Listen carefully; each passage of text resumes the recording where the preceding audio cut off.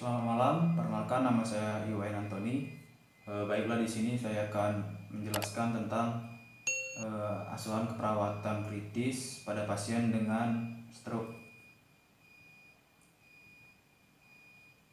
Stroke merupakan suatu keadaan di mana terganggunya sistem peredaran darah di otak yang dapat membuat seseorang mengalami kematian jaringan otak dan dapat menyebabkan kelumpuhan atau bahkan kematian. Stroke ini terbagi menjadi dua, yaitu stroke iskemik dan stroke hemoragik. Di mana kita ketahui bahwa stroke ini dapat terjadi karena arteri yang tersumbat atau pecahnya pembuluh darah.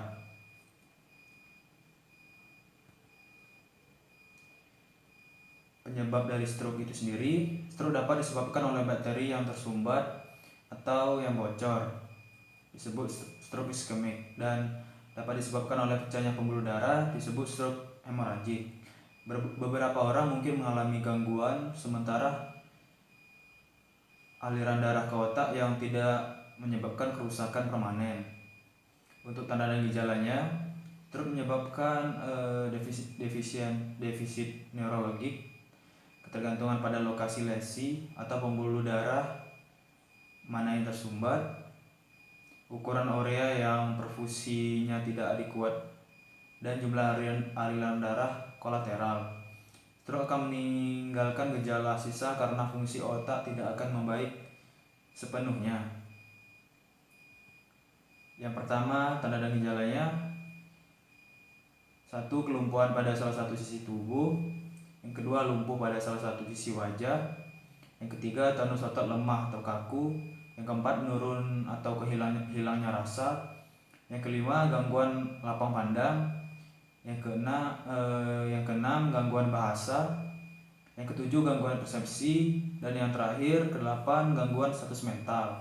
Adapun di sini faktor resikonya: yang pertama, hipertensi, dan yang kedua, hipotensi. Yang ketiga, obesitas. Yang keempat, kolesterol darah tinggi. Dan yang kelima, riwayat penyakit jantung. Yang keenam, riwayat penyakit diabetes mellitus. Yang ketujuh, merokok. Dan yang terakhir, stres.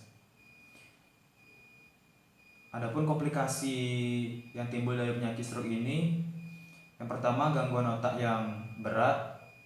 Yang kedua, kematian apabila tidak dapat mengontrol respon pernafasan dan kardiovaskuler. Untuk asuhan keperawatan pasien stroke: yang pertama, pengkajian identitas pasien.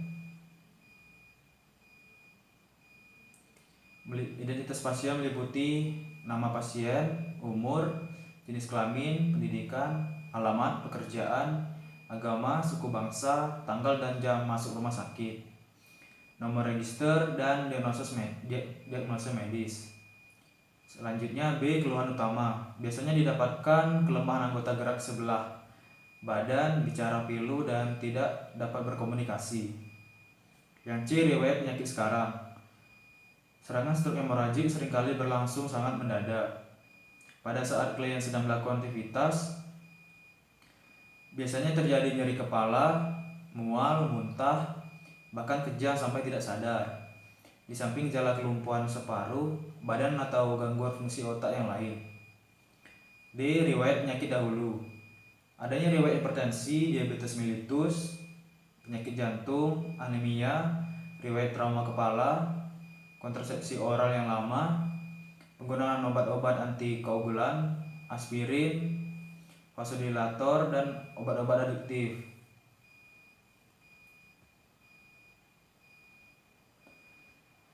Yang terakhir, E. Riwayat penyakit keluarga.